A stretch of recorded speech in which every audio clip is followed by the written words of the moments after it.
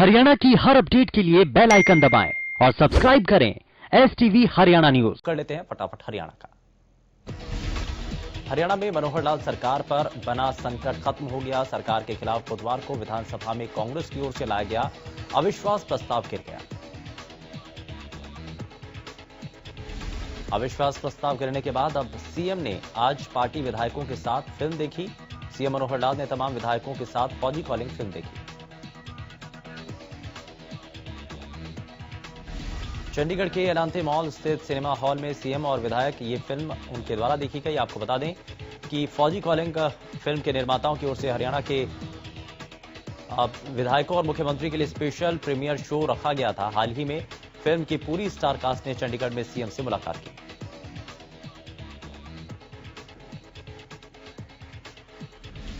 रतला से निर्दलीय विधायक नैनपाल रावत ने कांग्रेस पर जमकर हमला किया। निर्दलीय विधायक नैनपाल रावत ने कहा कि विधानसभा के बजट सत्र में लाए गए अविश्वास प्रस्ताव पर जो पूर्व निर्धारित था वही हुआ।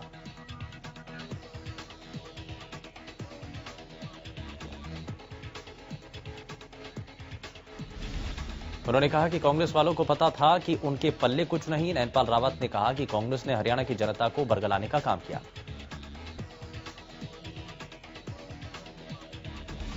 नैनपाल रावत ने कहा कि अविश्वास प्रस्ताव लाकर कांग्रेस की विश्वसनीयता जनता में और खत्म हो गई। विधायक नैनपाल रावत ने कहा कि ये कृषि कानून सरकार किसानों की भलाई के लिए लेकर आई।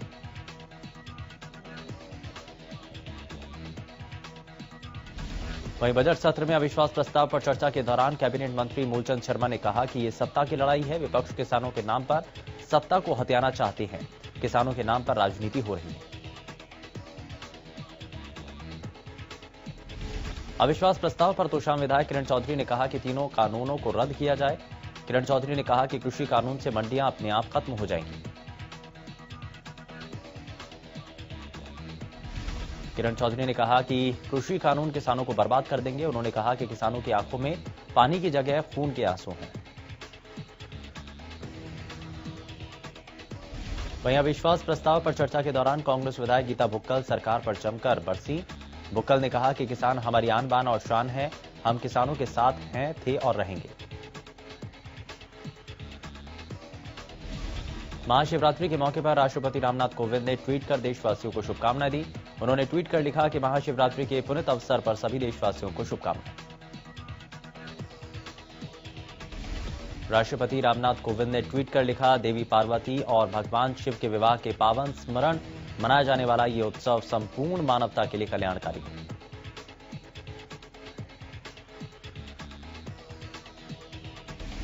प्रधानमंत्री नरेंद्र मोदी ने भी शिवरात्रि के मौके पर देशवासियों को शुभकामनाएं दी। पीएम मोदी ने ट्वीट कर लिखा कि देशवासियों को महाशिवरात्रि के मौके पर ढेर सारी शुभकामनाएं।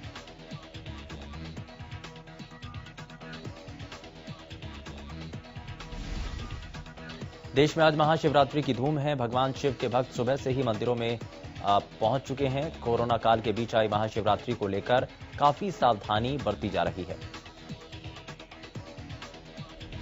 पानीपत के संध रोड पर मौजूद शिवपुरी मंदिर में भक्तों की लंबी कतार देखने को मिली। भक्त सुबह से ही महादेव की पूजा अर्चना के लिए मंदिर पहुंचे। यमुनानगर में भी भक्त सुबह से भगवान शिव का जलाभिषेक कर रहे हैं। शिवरात्रि के मौके पर मंदिरों को खास तौर पर सजाया गया। धार्मिक मान्यताओं के अनुसार शिवरात्रि के दिन व्रत पूजन करने से सभी कष्ट दूर हो जाते हैं और सभी मनोकामनाएं पूर्ण होती हैं। शिवरात्रि के दिन रात में पूजा करना सबसे फलदायी माना गया है। रेवाड़ी में महाशिवरात्रि के मौके पर मंदिरों में भीड़ देखी जा रही है। रेवाड़ी के प्राचीन भूतेश्वर मंदिर में भक्त सुबह से ही भगवान शिव के दर्शन और पूजा अर्चना के लिए मंदिर पहुंच गए हैं। गुरुग्राम में भी शिवरात्रि के मौके पर मंदिरों में भक्तों की भारी भीड़ देखने को मिल रही है। सुबह से मंदिरों में श्रद्धालुओं का तांता लगा है। श्रद्धालु भगवान शिव की पूजा करने के लिए मंदिर में पहुंचकर शिवलिंग पर दूध और गंगा जल चढ़ाकर भगवान शिव की पूजा आराधना कर रहे हैं। मान्यता है कि शिवरात्रि के दिन ही भगवान शिव और माता पार्वती का विवाह हुआ और इस दिन शिव पार्वती की बारात भी निकाली जाती है। गोहाना में महाशिवरात्रि बड़े ही धूमधाम से मनाई जा रही है। सुबह से ही शिव भक्त बड़ी संख्या में मंदिर में जाकर पूजा अर्चना कर रहे हैं और शिवलिंग पर जल चढ़ा रहे हैं। कैथल के 11 रुद्री प्राचीन मंदिर में भक्त महादेव के दर्शन कर रहे हैं और इस मंदिर में भगवान शिव के 11 शिवलिंग एक ही स्थान पर स्थापित हैं। इसीलिए इसे 11 रुद्री शिव मंदिर कहा जाता है। किसान नेता गुरनाम चढ़ूनी ने सरकार के खिलाफ बीते दिन कांग्रेस की ओर से लाए गए अविश्वास प्रस्ताव पर बयान दिया। कहा कि हमने विधायकों से अपील की कि हम एक बार आपका वोट मांग रहे थे, लेकिन विधायकों ने किसानों की नहीं सुनी। चढ़ूनी ने कहा कि देश की जनता को बचाने के लिए केवल हमने एक बार विधायकों से वोट की अपील की, लेकिन वो भी इन्होंने जनता को वोट नहीं दिया, वो भी इन्होंने पूंजीवाद को वोट दिया है। किसान नेता गुरनाम चढ़ूनी ने किसानों से कहा कि जो लोग तुम्हारे नहीं हैं, आपको भी उनका नहीं बनना है। किसान नेता गुरनाम ने कहा कि जिन लोगों ने आपके कहने पर वोट नहीं दिया, आपको भी उनको वोट नहीं देना। लोहारू के गिगनाऊ गांव में ग्रामीण दूध, सब्जी, आटा और दाल के साथ घरेलू सामान लेकर टीकरी बॉर्डर के लिए रवाना हुए। इस दौरान महाराज सदानंद सरस्वती ने किसानों को किसान एकता का झंडा दिखाकर रवाना किया। स्वामी सदानंद ने कहा कि दिल्ली बॉर्डरों पर दिए जा रहे धरने से देश में अराजकता का माहौल बन गया और किसानों की मांगों को सरकार को हर हाल में मानना होगा। उन्होंने कहा कि किसान अपने अस्तित्व की लड़ाई नहीं लड़ रहा, बल्कि हर वर्ग के लिए संघर्ष कर रहा है। उन्होंने कहा कि जब तक नए कृषि कानून वापस नहीं होंगे, किसान अपने मिशन से हटने वाले नहीं। कानून के विरोध में किसान 106 दिनों से दिल्ली के बॉर्डर पर डटे हैं। किसानों का कहना है कि जब तक कृषि कानून वापस नहीं होते, तब तक आंदोलन जारी रहेगा। मंगलवार रात आई आंधी ने प्रदर्शनकारी किसानों के टेंट उखाड़ दिए। इतना ही नहीं, धरना स्थल पर पानी भी भर गया, जिसे किसानों ने डब्बों से भरकर बाहर निकाला।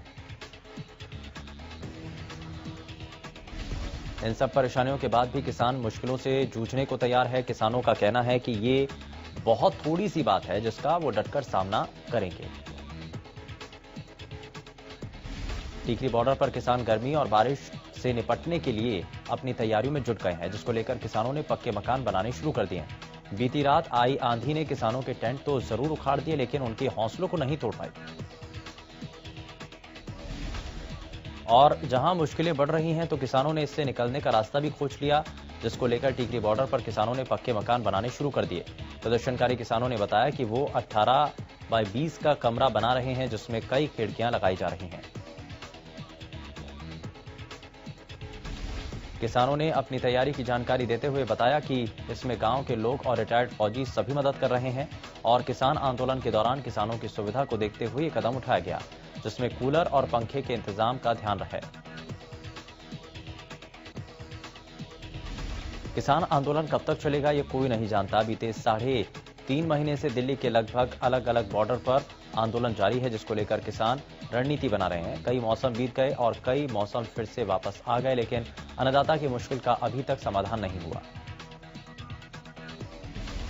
झज्जर में तेज बरसात ने किसानों की खड़ी फसल को नष्ट कर दिया, जिसको लेकर किसानों ने सरकार से मुआवजे की मांग की है। किसानों ने कहा कि हरियाणा सरकार सत्र में तुरंत किसानों के लिए मुआवजे की घोषणा करे। फतेहाबाद के गांव मानवाली के किसान लघु सचिवालय पहुंचे और खराब हुई फसलों के मुआवजे को लेकर धरना दिया। किसानों का कहना था कि पिछले साल उनकी फसल खराब हुई, जिसकी जानकारी उन्होंने तुरंत प्रशासन को दी। बीमा कंपनी के द्वारा सर्वे भी किया गया, लेकिन मुआवजा अभी तक नहीं आया।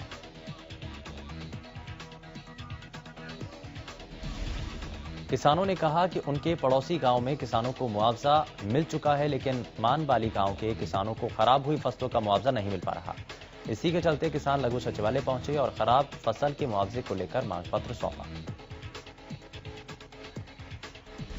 देश में कोरोना संक्रमण एक बार फिर से तेजी से फैल रहा है और करीब 2.5 महीने बाद आज 22,000 से ज्यादा कोरोना के केस हैं। साथ ही लगातार 8वें दिन 15,000 से ज्यादा केस सामने आए।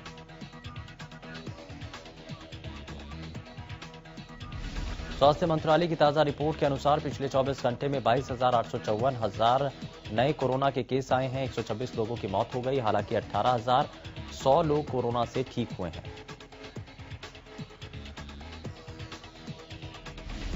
इससे पहले 25 दिसंबर को 22,273 केस दर्ज किए गए। ताजा आंकड़ों के मुताबिक अब देश में कोरोना के कुल मामले बढ़कर 1,12,85,561 हो गए हैं।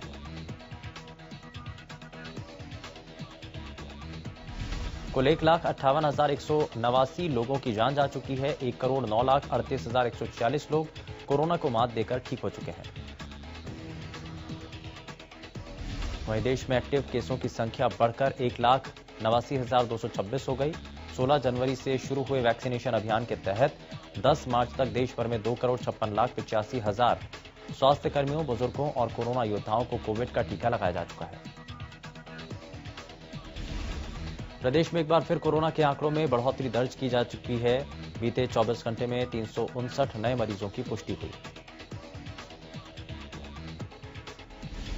गुरुग्राम में कोरोना के 80 नए मामले सामने आए। वहीं करनाल में 83, पंचकुला में 55 नए मामले सामने आए। अंबाला में 31 नए मामले सामने आए हैं।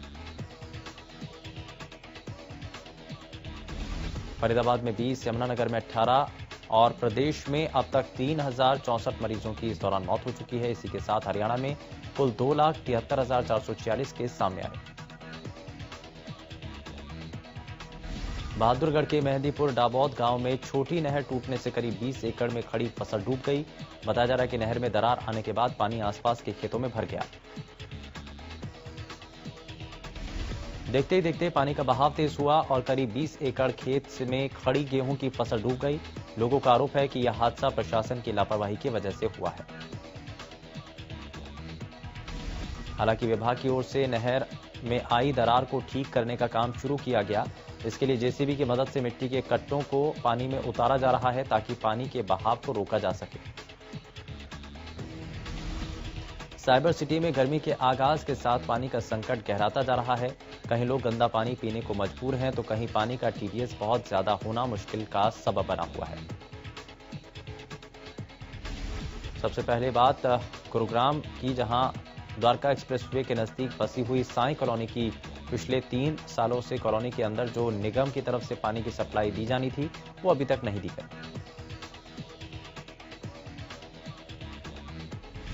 यही नहीं, यहां रहने वाले लोगों को पानी के टैंकर किराए पर मांगकर अपना गुजर बसर करना पड़ रहा है। लोगों की शिकायत है कि कई बार उन्होंने आरडब्ल्यूए के आला अधिकारियों को इसको लेकर शिकायत की है, लेकिन अभी तक मामले का संज्ञान नहीं लिया गया।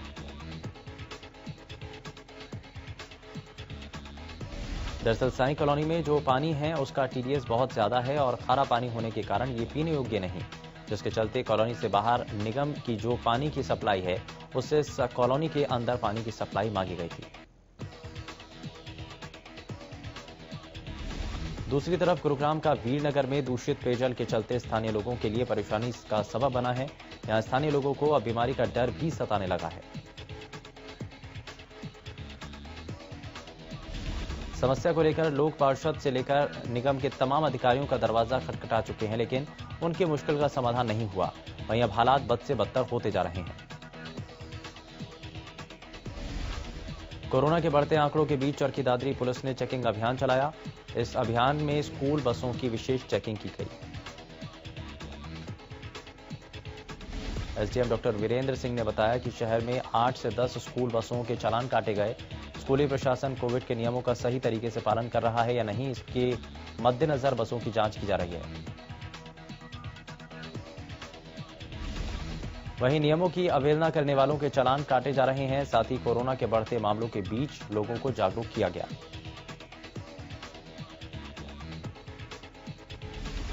भिवानी के छोरे मनीष कौशिक ने हाल ही में स्पेन में आयोजित हुई 35वीं अंतर्राष्ट्रीय बॉक्सिंग प्रतियोगिता में 63 किलोग्राम भार वर्ग में स्पेन के बॉक्सर अमारी को 5-0 से हराकर अपना पांव ओलंपिक में जमा लिया है। भिवानी पहुंचने पर अंतर्राष्ट्रीय खिलाड़ी मनीष कौशिक का कई संगठनों ने भव्य स्वागत किया। वहीं बॉक्सर मनीष ने बताया कि वो परिवार वालों के आशीर्वाद से इस मुकाम तक पहुंचे हैं। उन्होंने कहा कि आगे ओलंपिक में गोल्ड मेडल जीतना ही उनका लक्ष्य है। मनीष के कोच मंजीत सिंह ने बताया कि उन्हें पूरी उम्मीद है कि मनीष ओलंपिक में गोल्ड मेडल जरूर हासिल करेगा।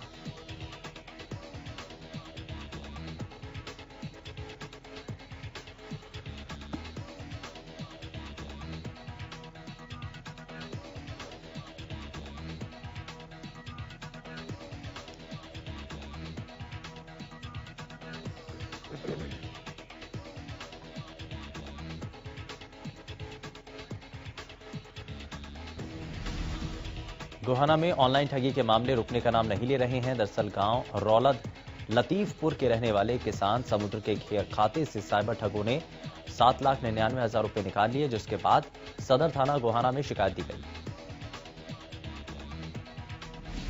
शिकायतकर्ता का कहना है कि उसके पास मैसेज भी नहीं आया। पूरे मामले को लेकर एसएचओ करमजीत ने बताया कि ग्रामीण समुद्र के खाते में करीब 11,85,000 रुपए थे। 28 फरवरी को एटीएम से करीब 20,000 रुपए निकलवाए थे, जिसके बाद खाते में करीब 3,65,000 रुपए का बैलेंस दिखाया, जबकि राशि से ज्यादा थी। खाते की जांच कराने पर पाया कि उसके खाते से करीब 3 बार में करीब 7,99,000 रुपए निकाले गए। पुलिस ने शिकायत के आधार पर अज्ञात के खिलाफ मामला दर्ज कर जांच शुरू कर दी।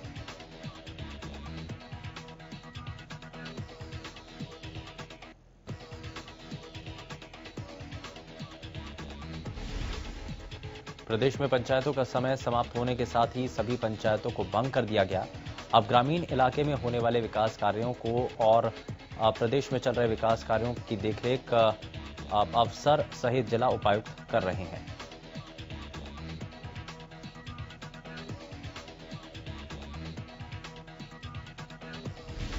इन कार्यों के बारे में पूर्व सरपंचों से इसका जायजा लेंगे। जब हरियाणा न्यूज की टीम ने गांव आदर्श और खातौली में हुए विकास कार्यों का जायजा लिया।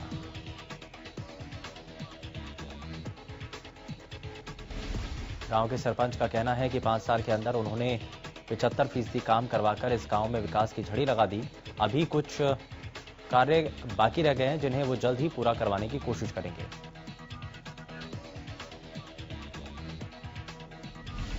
अंबाला नगर परिषद ने पिछले साल हिल रोड सहित सभी जगह अवैध तौर पर सब्जी की रेडी फड़ी लगाने वालों को गांधी मैदान के साथ मंडी में जगह अलॉट की, जबकि 300 के करीब लोग वहां चले गए थे और बावजूद उसके कुछ लोगों ने फिर हिल रोड पर टीन की छत डालकर अवैध मार्केट बना ली थी। इसी को लेकर रेहड़ी और फड़ी वालों को हटाने के लिए जब पुलिस और परिषद प्रशासन ने कार्रवाई की तो रेहड़ी वालों ने हिल रोड पर स्थित सब्जी की दुकानें बंद करवाने की मांग की।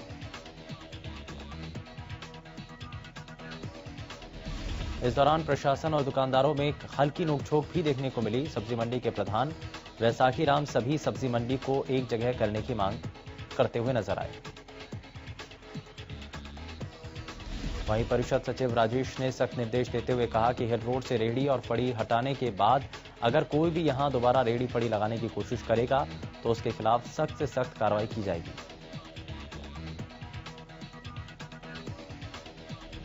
फतेहाबाद में चोरों के हौसले दिन पर दिन बढ़ते जा रहे हैं। ताजा मामला फतेहाबाद के सरकारी अस्पताल का है, जहां 12 नंबर कमरे में लगी एलईडी चोरी हो गई।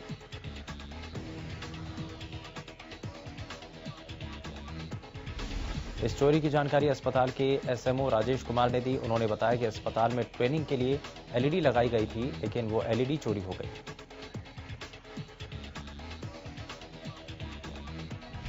चोरी की पूरी वारदात कमरे में लगे सीसीटीवी कैमरे में कैद हो गई। वारदात की जानकारी पुलिस को दी गई।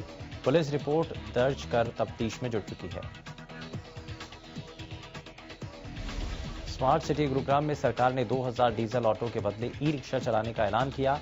इन बदले गए ऑटो में सिर्फ वही ऑटो होंगे जो 10 साल से पुराने हैं। सूत्रों के अनुसार सीएम ने इस महीने ई रिक्शा को हरी झंडी दिखाएंगे और सरकार के इस ऐलान के बाद डीजल ऑटो चालकों में भारी नाराजगी है। उनका कहना है कि ई रिक्शा की बैटरी जल्दी खत्म हो जाती है और वो 1 या 2 किलोमीटर से ज्यादा नहीं चल पाते। डीजल ऑटो चालक सरकार के फैसले से बिल्कुल नाखुश हैं।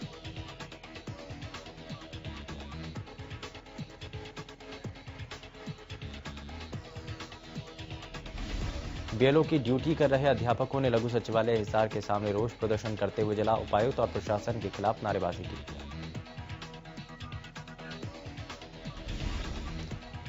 आरोप है कि सरकार और प्रशासन की ओर से उन पर शिक्षा देने के अलावा अन्य काम जबरदस्ती थोपे गए, जबकि अध्यापकों का काम बच्चों को पढ़ाने का है।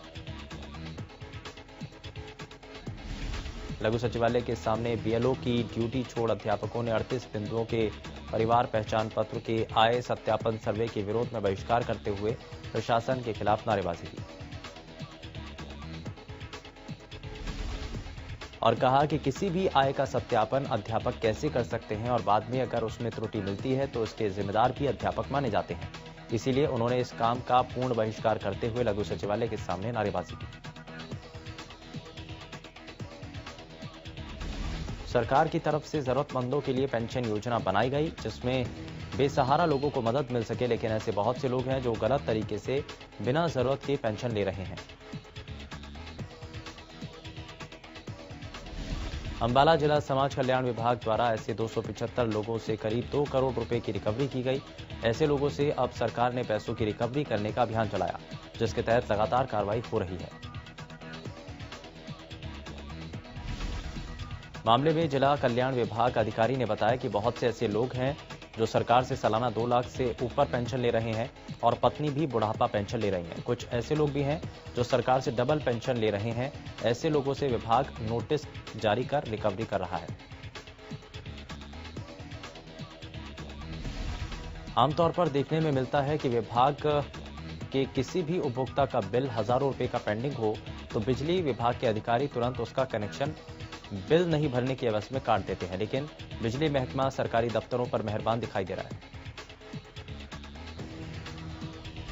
सरकारी दफ्तरों पर बिजली महकमे का बिल हजारों में नहीं, लाखों में नहीं, बल्कि करोड़ों रुपए का बिल पेंडिंग है। फिर भी बिजली महकमा सरकारी दफ्तरों पर मेहरबान क्यों है, इसका जवाब ना तो महकमे के पास है और ना ही सिरसा के किसी अधिकारी के पास।